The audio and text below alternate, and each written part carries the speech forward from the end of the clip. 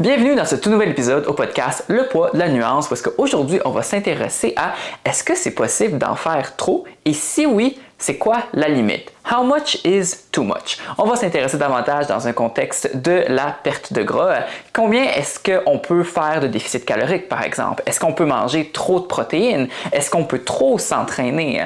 Bref, on va essayer de se fixer des limites et voir ce que la science en dit. Bienvenue au tout nouvel épisode du podcast Le poids de la nuance par Kinvolve Fitness. Ce podcast est pour tous ceux qui se sentent désinformés, désorganisés et démotivés en naviguant à travers le monde du fitness. Dans chaque épisode, la science et la pratique sont mis de l'avant, sous toutes leurs nuances, pour donner les meilleurs outils et les fondements derrière l'entraînement et la nutrition. Si tu cherches à t'investir dans ta transformation une fois pour toutes, ce podcast est pour toi. La première chose dans un contexte de perte de gras qu'il faut savoir, c'est comment ça fonctionne et je le répète souvent dans tous les épisodes, l'objectif principal de la perte de gras, c'est de créer un déficit calorique. Donc déjà là, on veut se demander, ok, mais à quel déficit est-ce que je devrais être? Est-ce que je devrais avoir un déficit calorique de 500, de 1000 calories? Et si oui, combien est-ce qui est trop? Est-ce qu'il y a une limite à la quantité de déficit que je peux avoir? Donc, c'est quoi les recommandations en général? Le point de vue de départ, puis souvent ce qui est le plus utilisé, c'est de dire en moyenne, je veux perdre 1 livre de gras par mois. Et donc, pour y arriver, on y va avec le raisonnement suivant, qui est 1 livre de gras, ça représente environ 3500 calories. Si je le divise sur 7 jours, ben, ça veut dire que si j'ai un déficit de 500 calories par jour, après une semaine, j'ai perdu 1 livre de gras. Donc, généralement, c'est communément accepté qu'un déficit calorique de 500 calories, c'est normal et ce serait soutenable et ça permettrait de perdre 1 livre de gras par semaine. C'est ça la pratique qui est courante. Par contre, est-ce qu'il y a une autre manière qu'on pourrait voir ça? Parce que quelqu'un, par exemple, qui pèse 300 livres, est-ce que lui pourrait aller un peu plus vite dans sa perte de gras ou dans son déficit un peu plus élevé? Est-ce qu'une personne de 120 livres qui voudrait perdre un 10 livres de gras, par exemple, est-ce qu'elle aurait la même possibilité de déficit? Donc, une autre manière de voir ça, puis de certaines manières de trouver la limite, c'est d'y aller en fonction du pourcentage. Fait qu'être relatif, avoir un déficit calorique qui est relatif à notre poids actuel. Donc, une des limites qui serait intéressante, ce serait le fameux 25%. Donc, qu'est-ce que ça veut dire? C'est qu'il aurait été démontré à travers différentes études qu'on pourrait avoir un déficit calorique à la hauteur de 25% de ses calories de maintien sans avoir trop d'effets secondaires et considérer que c'est quelque chose qui est soutenable dans le temps. Donc, qu'est-ce que ça veut dire concrètement? Si par exemple, moi je suis quelqu'un qui mange 2000 calories par jour, puis ça c'est mon maintien. À 2000 calories, j'ai un poids qui est stable. J'ai pas de variation vers la hausse, vers la baisse, je suis ni en surplus ni en déficit. Si je veux créer un déficit calorique dans l'objectif de perte du gras et que je veux bien entendu préserver ma masse musculaire, vraiment, et avoir un déficit qui est soutenable, mais je vais calculer 25% de mon apport calorique de maintien, qui est dans ce cas-là 2000. Pour faire simple, à 2000 calories, 25% en déficit, ce serait un moins 500 calories. Donc, mon objectif de calories quotidien serait d'environ 1500 calories. Par contre, si je prends quelqu'un qui est dans un beaucoup plus gros surpoids, quelqu'un qui est par exemple à 300 livres, ça se pourrait que sa dépense énergétique quotidienne ce soit 3000 calories. Alors dans ce temps-là, je pourrais aussi faire un 25% de déficit calorique. Ce qui veut dire que 25% de 3000 calories, qui serait le maintien, c'est environ 750 calories. Donc dans son cas, il pourrait aller jusqu'à 2250 calories, donc avoir un plus grand déficit calorique et perdre du gras un peu plus rapidement, et ce serait soutenable pour lui à 25%. Ça, généralement, c'est dans les pratiques qui sont recommandées. Bien entendu, plus le surpoids et plus la quantité de gras est importante, plus c'est facile d'aller en déficit calorique. Puis là, vous ne me voyez peut-être pas, mais le facile, là, il va être entre guillemets. Plus, ça veut dire qu'il peut perdre du gras qui est rapidement et efficacement. Mais c'est pas pour autant nécessairement facile pour un individu. Il y a beaucoup de causes qui font que ça peut être plus difficile ou ça peut être plus facile pour certaines personnes.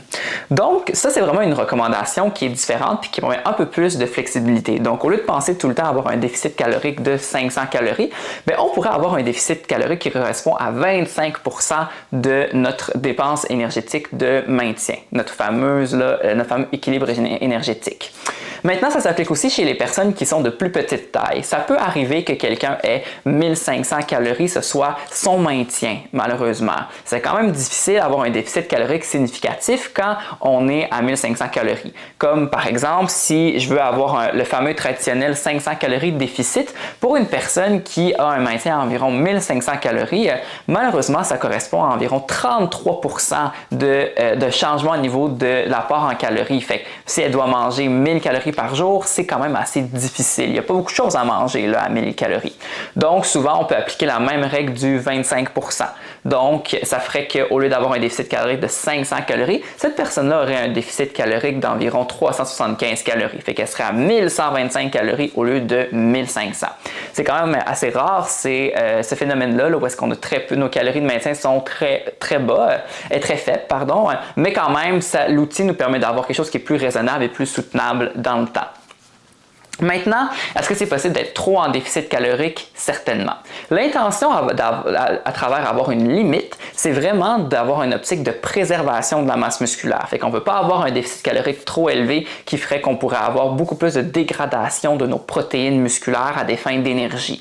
Fait qu'il y a ce volet-là qu'on garde en tête. On a aussi tout ce qui est au niveau de la gestion d'énergie. Parce que si on a un déficit calorique qui est très élevé, ça se peut qu'on ait des compensations qui arrivent, ça se peut qu'on ait très peu d'énergie au quotidien, que ça nuise à notre sommeil. Bref, on veut trouver quelque chose qui est soutenable et généralement, on vise un 25% de la dépense énergétique de maintien pour avoir un déficit calorique qui est soutenable. Maintenant, bien entendu, on a des variations qui sont interindividuelles, qui dépendent des individus. Mais c'est quand même un très bon point de départ. Donc ça, c'était pour l'amplitude d'un déficit calorique. Combien est-ce que serait la limite? J'aurais tendance à dire que 25%, c'est quelque chose qui est très soutenable au long terme. Par contre, certaines personnes sont capables d'aller à 35-40%, beaucoup plus à court terme. Ça dépend beaucoup de vos objectifs et à quel point est-ce que vous êtes prêt à faire des efforts et des sacrifices dans ce contexte-là. 25%, honnêtement, là, des déficits caloriques, c'est déjà bien en masse.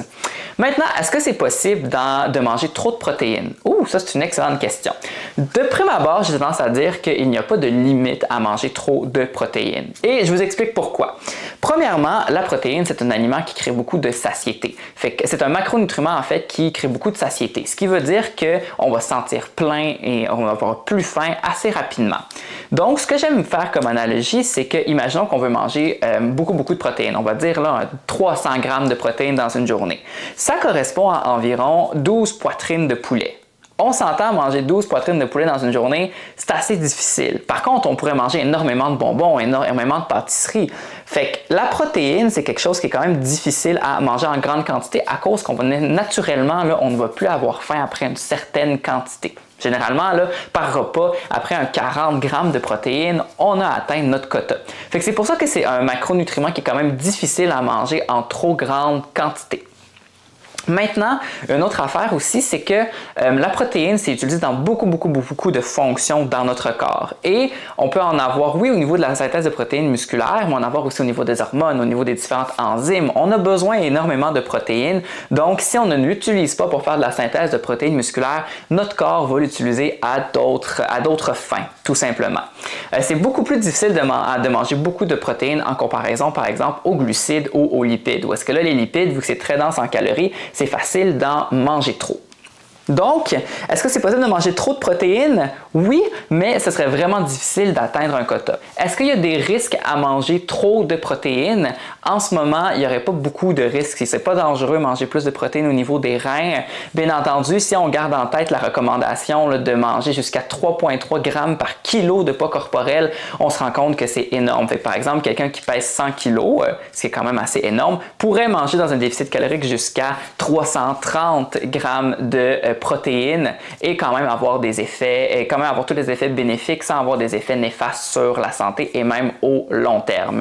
Donc, personnellement, j'ai tendance à dire qu'il n'y a pas de risque à manger trop de protéines. 1, parce que c'est difficile. 2, parce que même avec la recommandation jusqu'à 3,3 grammes par kilo de poids corporel, il n'y aurait pas d'effet néfaste sur la santé. À moins que vous ayez déjà des conditions particulières au niveau de la santé, comme des problèmes au niveau des reins, etc. Là, ça demanderait plus un avis médical sur ça. Donc, est-ce que c'est possible de manger trop de protéines? Très difficile, comme je disais. Maintenant, au niveau de l'activité physique, est-ce que c'est possible d'en faire trop? En fait, oui, c'est possible d'en faire trop parce qu'à un certain point, on n'aura plus de bénéfices au niveau de la perte de gras spécifiquement. Donc, qu'est-ce qu'on veut ou qu'est-ce qui arrive avec l'entraînement dans un contexte de perte de gras? C'est qu'on a deux intentions. On veut augmenter notre dépense en énergie et on veut aussi, bien entendu, si on fait un contexte d'entraînement en résistance, protéger notre masse musculaire et rester actif naturellement. Donc, c'est les deux choses qu'on a vraiment en tête. Dans un contexte où est-ce qu'on veut augmenter notre dépense en énergie, ce qui est intéressant à savoir, c'est qu'il y a quand même un maximum de dépenses en énergie qu'on peut aller chercher. Souvent, on a plus tendance à voir que plus on fait de sport, ou d'activité physique, plus on dépense de l'énergie de manière additive. Fait que par exemple, si moi, dans mon quotidien, je brûle 2000 calories et là, je fais par exemple 250 calories ou allons plus loin, 500 calories là, que je dépense en marche, eh bien, je vais imaginer que je vais avoir 2500 calories qui ont été dépensées dans ma journée, fait que je vais pouvoir avoir un déficit plus grand et manger plus. La réalité, c'est qu'en fait, la dépense en énergie liée à l'activité physique ne serait pas additif, comme je vous ai mentionné juste avant, mais serait plutôt contraint. Qu'est-ce que ça veut dire? C'est qu'il y aurait d'autres adaptations au niveau du corps qui feraient que je ne dépasserais, même si j'ai fait 500 calories de dépense en énergie, j'aurais des compensations dans mon corps qui feraient qu'à la fin de la journée, je n'aurais pas nécessairement ce 500 calories-là en plus, mais j'aurais peut-être eu un 300 calories en plus et j'aurais perdu un 200 calories un peu ailleurs, peut-être au niveau de notre métabolisme par exemple, peut-être au niveau des fonctions physiologiques de notre corps, je vais avoir dépensé moins d'énergie.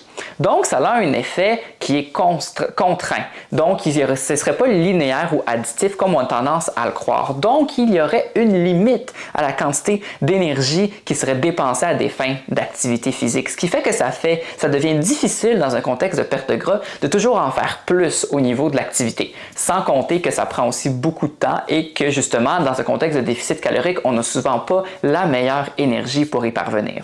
Donc, il faut garder ça en tête, que ce n'est pas l'idéal d'augmenter à l'infini l'activité physique parce qu'on va atteindre un plateau et c'est un mécanisme de protection fort probablement au niveau de notre corps parce que notre corps, s'il y a peu d'énergie, lui, son objectif, ce n'est pas de venir nuire aux fonctions vitales qu'il a, qui est vraiment comme tout ce qui est au niveau de la respiration, au niveau de la circulation, au niveau des fonctions cérébrales, au niveau de la digestion, bien lui, il ne va pas vouloir nécessairement réduire à l'infini le coût en énergie que ça va occasionner au corps parce qu'il veut se dire, bien, je vais me garder de l'énergie pour mes autres fonctions vitales.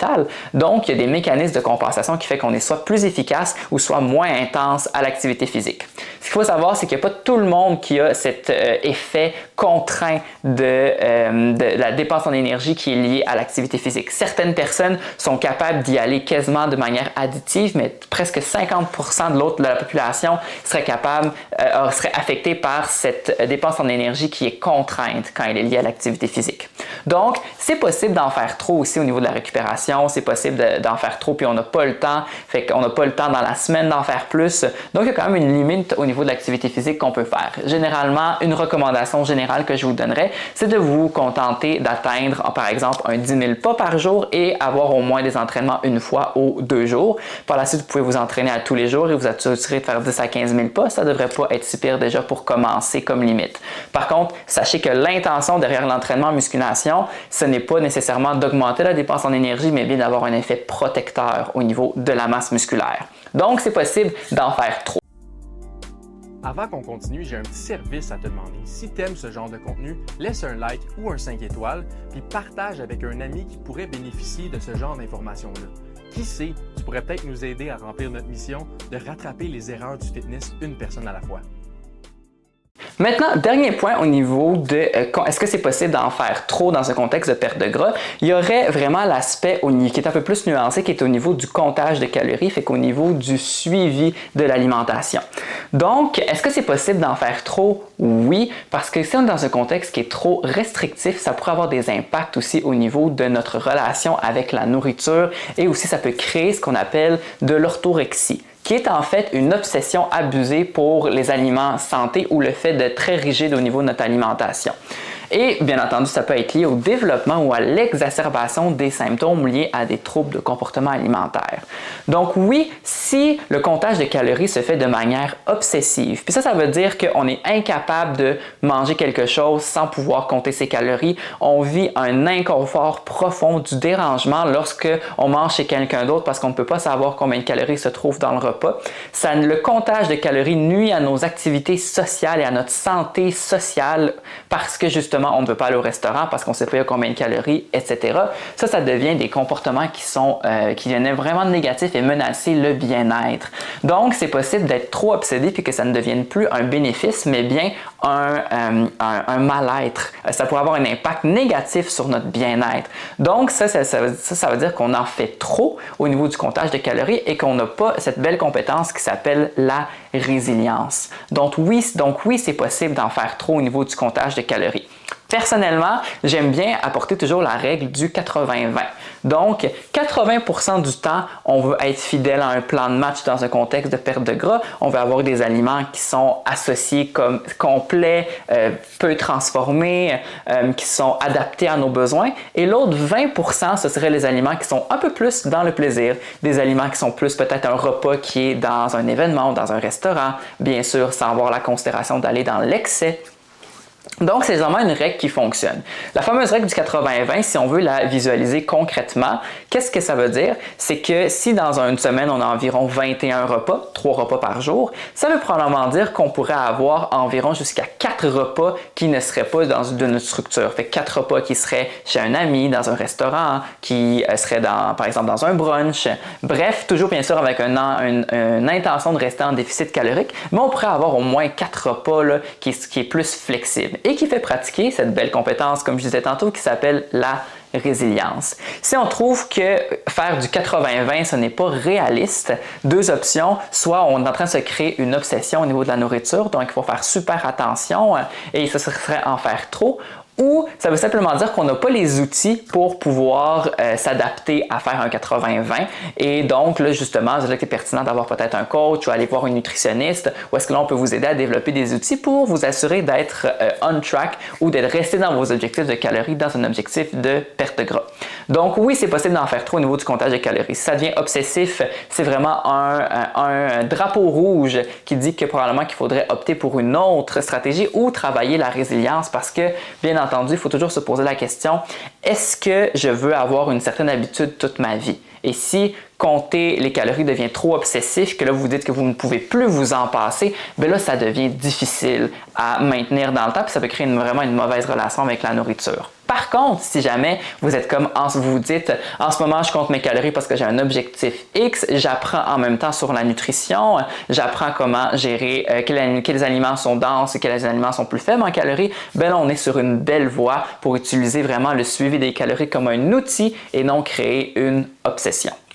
Donc, ça fait le tour des 4 points que je voulais aborder par rapport au fait que est-ce que c'est possible d'en faire trop? Est-ce que c'est possible en faire plus, ça soit nuisible au niveau de notre objectif et de notre santé.